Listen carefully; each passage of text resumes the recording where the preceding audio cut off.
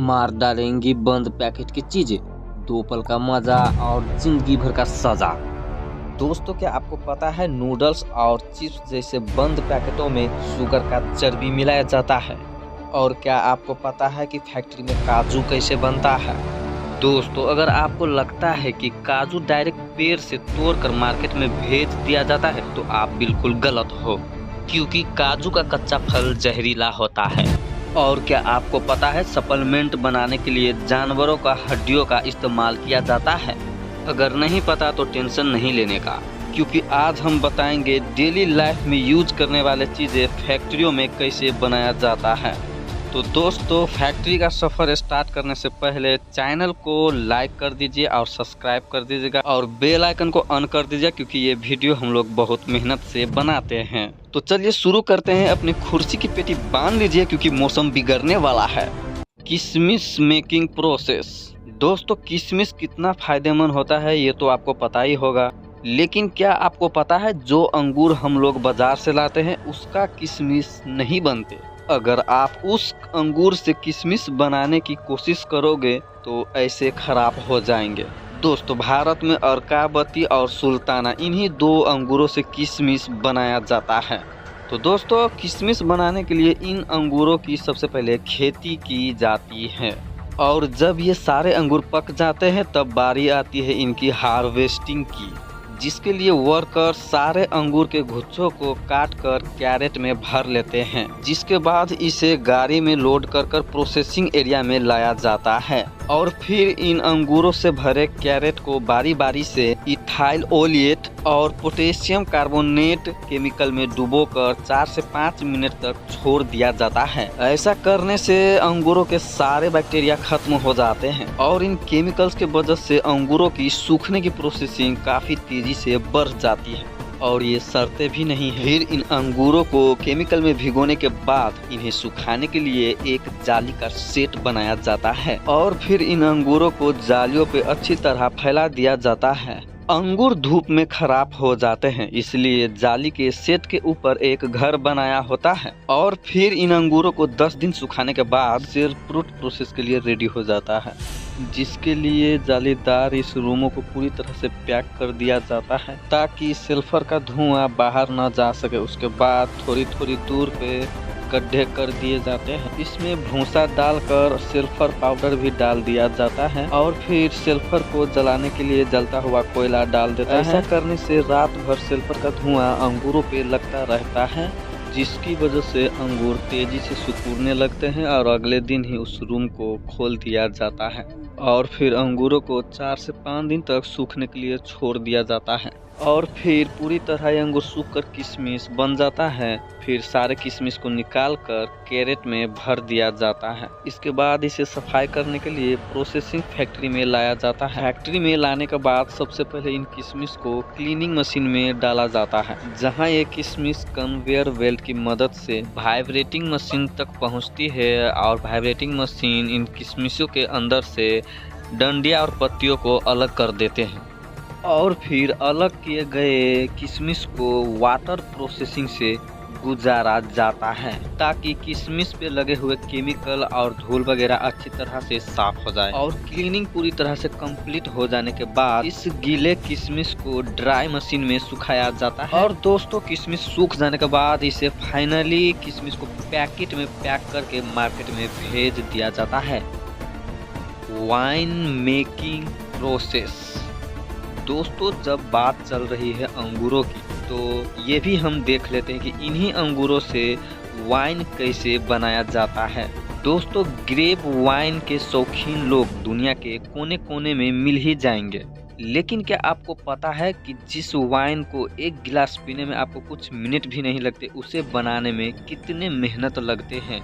दरअसल नई अंगूर की खेती के लिए अंगूर की सूखी बेल का इस्तेमाल किया जाता है, जिसके लिए यहाँ बेस्ट क्वालिटी के अंगूरों को पौधों को तैयार किया जाता है। सबसे पहले सूखे बेलों को लेकर उसे फैक्ट्री में लाया जाता है और दोस्तों, उसे एक ऐसी मशीन में डाला जाता है कि बेल की टहन या झाड़ पात को काट कर उसे साफ सुथरा कर एक लंबी लंबी टहनियाँ बना लेता है। उसके बाद दोस्तों वर्कर्स उसे एक ही लंबाई में काट कर सभी कटे हुए टहनियों को एक जगह बांधकर गट्ठे लगा दिया जाता है।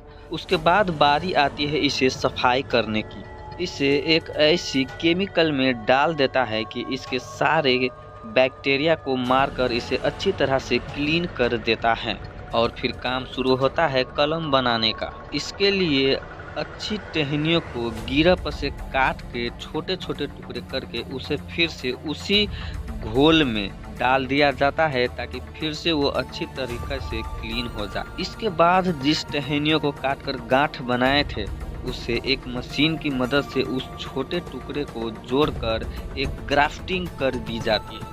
दोस्तों इस मशीन में छोटे टुकड़ों को ऊपर रखते हैं और लंबे टुकड़े को नीचे रखते हैं और ये मशीन उस दोनों को एक साथ जोड़ देता है। इस मशीन से जोड़ने के बाद अब कलम बनकर तैयार हो चुका होता है। अब इसमें नमी बनाए रखने के लिए मोम के घोल में डाला जाता है। इसके बाद इस सब को एक डब्बे में रखकर इसके ऊपर से लकड़ी का भूसा रख दिया जाता है। दोस्तों इसके बाद इसे पूरी तरह से ढकने के बाद 15 से 20 दिन के अंदर इसमें से जड़ें निकलने लगते हैं। उसके बाद इन्हें बक्स में से निकाल कर खेतों में रोपने के लिए भेज दिए जाते हैं। दोस्तों यहाँ पर इन्हें बेहतरीन तरीके से देखभाल की जाती है और जब ये फसल पूरी तरह से तैयार हो जाती है फिर प्रोसेस होता है वाइन बनाने का। इसके लिए सभी पके काले अंगूर को काट कर इकट्ठे कर लिए जाते हैं। फिर उन्हें फैक्ट्री में लाकर पानी से धोकर क्रशिंग मशीन में डाल दिया जाता है जहां से शुरू होता है वाइन बनना। क्रशिंग मशीन में जो मिश्रण तैयार होता है उसमें अंगूर और उनके छिलके दोनों होते हैं। अब जरूरत है इसमें हिस्ट्रॉन्स और न्यूट्रॉन्स मिलाने की। हिस्ट्रॉन्स और न्यूट्रॉन्स मिलाने के बाद इसे 2-3 दिन सड़ने के लिए छोड़ दिया जाता है। इस प्रोसेस के बाद अब बारी आती है वाइन में अल्कोहल मिलाने की। नॉर्मली वाइन में अल्कोहल 15 से 20% ही मिलाया जाता है। उसके बाद बचे हुए अंगूरों को प्रेशर मशीन में डालकर 2 टन प्रेशर से गुजारा जाता है। फिर वाइन को छानकर एचिंग के प्रोसेस के लिए भेज दिया जाता है। वाइन एचिंग के का प्रोसेस सालों में पूरा होता है जिसके लिए तैयार वाइनों को लकड़ी के वाइनर में सालों तक स्टोर करते हैं। उसके बाद फाइनली वाइन रेडी हो जाते हैं और उसे पैकिंग करके मार्केट में भेजा जाता है। काजू मेकिंग प्रोसेस। दोस्तों बच्चे हो या बड़ा हो काजू तो हर किसी को पसंद होता है, लेकिन क्या आपको पता है काजू कैसे बनता है? अगर आपको ऐसा लगता है कि डायरेक्ट पेड़ों से तोड़कर भेज दिया जाता है तो आप गलत हो दोस्तों, क्योंकि काजू का कच्चा फल जहरीला होता है, इसलिए इसे प्रोसेस किए बगैर मार्केट में भेजा नहीं जा सकता। दोस्तों काजू के फलों को कैशू एप्पल कहते हैं, जिसके निचले हिस्से में काजू का बीज होता है, उसके बीज के अंदर काजू होता है और उसके ऊपर वाले हिस्से से शराब बनाई जाती है। तो दोस्तों इस प्रोसेस को करने के लिए काजू के फल को पेड़ों से तोड़कर उसे फैक्ट्री में लाया जाता है। फैक्ट्री में काजू के फल से उसके बीज को अलग किया जाता है और फिर इन बीज को धूप में 3 से 4 दिन तक सुखाया जाता है। उसके बाद इन सूखे हुए काजू को बीजों को हाई टेम्परेचर स्टीम के जरिए इसे बॉईल किया जाता है। ऐसा करना जरूरी होता है क्योंकि इसके अंदर बहुत ही जहरीला केमिकल होता है जो कि बहुत ही खतरनाक होता है, आपके स्किन को पूरी तरह से खराब कर सकता है। बॉईल करने के बाद काजू की ऊपरी कवच को निकाला जाता है जो कि एक मशीन की मदद से किया जाता है।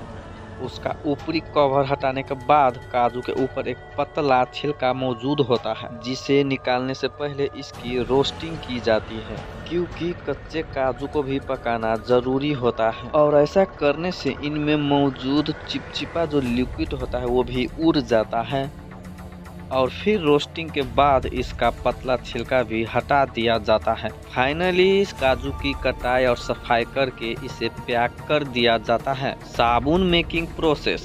दोस्तों साबुन का इस्तेमाल तो हर कोई करता है, लेकिन सबको ये पता नहीं कि फैक्ट्री में आखिर साबुन बनता कैसे है। देखिए दोस्तों साबुन बनाने के लिए सबसे पहले एक बड़ा सा टैंक में कास्टिक सोडा के साथ एनिमल फैट को मिलाया जाता है और फिर इसमें पानी मिलाकर 15 से 20 मिनट तक उबाला जाता है और उसके बाद इस लिक्विड को छोटे छोटे छेदों के जरिए काफी प्रेशर के साथ कन्वेयर बेल्ट पर छोड़े जाते हैं। इस प्रेशर की वजह से कन्वेयर बेल्ट पर जाते ही ये लिक्विड सख्त हो जाते हैं। उसके बाद इस मिक्सचर को 2 रोलर के बीच से गुजारा जाता है, जहां से मिक्सचर पतली पतली रिबन के शेप में बनकर बाहर निकलती है और इस पतले रिबन को ग्राइंडर में डालकर छोटे छोटे टुकड़े कर लिए जाते हैं और फिर उसे दूसरे कंटेनर में डालकर कंपनी वाले अपने प्रोडक्ट के लिए अपने हिसाब से उसमें कलर और खुशबू मिला देते हैं। फिर उसे अच्छे से मिक्स करके एक बड़े से सांचे में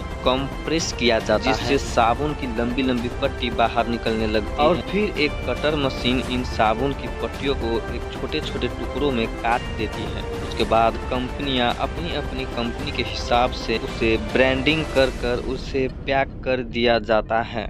सप्लीमेंट मेकिंग प्रोसेस। दोस्तों, आजकल का दौर सप्लीमेंट का दौर है। आजकल के भाग दौड़ जिंदगी में हर कोई सप्लीमेंट का इस्तेमाल करता है और हर एक व्यक्ति जो जिम करता है वो भी सप्लीमेंट का इस्तेमाल करता है। लेकिन क्या कभी आपने सोचा है कि सप्लीमेंट फैक्ट्री में आखिर बनता कैसे है?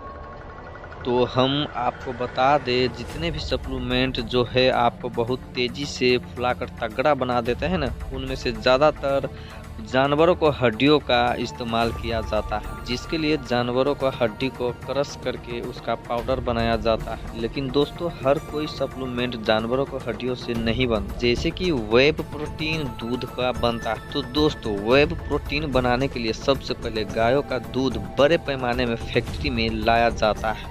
उसके बाद इस दूध में एंजाइम्स मिलाकर प्रोसेस किया जाता है, जिससे दही और लिक्विड वे अलग अलग हो जाते हैं और फिर इस लिक्विड को गर्म करके 1 से 45 डिग्री पर फिर तुरंत 4 से 5 डिग्री पर इसे ठंडा कर लिया जाता है। दोस्तों, ऐसा करने से इनमें मौजूद सभी बैक्टीरिया नष्ट हो जाते हैं।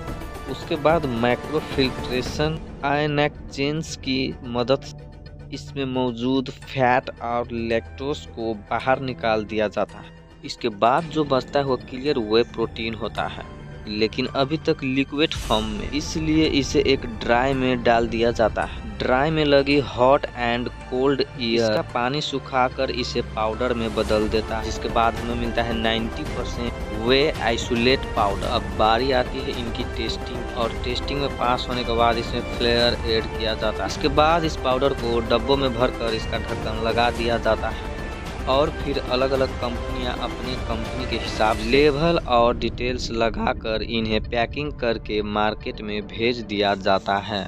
Chips noodle making. दोस्तों, नूडल, मैगी, लीज, चिप्स जैसे कई सारे चीज़ों को बनाने के लिए शुगर का चर्बी का इस्तेमाल किया जाता है। अगर आप मार्केट में बंद चीज़ों पर देखोगे तो MSG लिखा मिलेगा, जिसका मतलब होता है मोनोसोडियम ग्लूटामेट। दोस्तों, ये MSG शुगर के चर्बी से बनता है। जब ये बात तेजी से फैलने लगी तो MSG को कई सारे देशों ने बैन करने लगा, लेकिन उसके बाद ये चालाक कंपनियां MSG के जगह E631 नाम का इस्तेमाल करने लगा।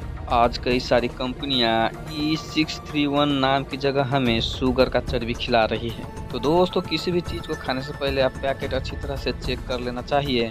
और अगर आज की इस वीडियो में दी गई जानकारी आपको अच्छी लगी हो तो चैनल को लाइक कर दीजिए, सब्सक्राइब कर दीजिए और बेल आइकन को ऑन कर दीजिएगा। तो मिलते हैं फिर से एक नए एपिसोड में। जय श्री राम, जय हनुमान, हर हर महादेव।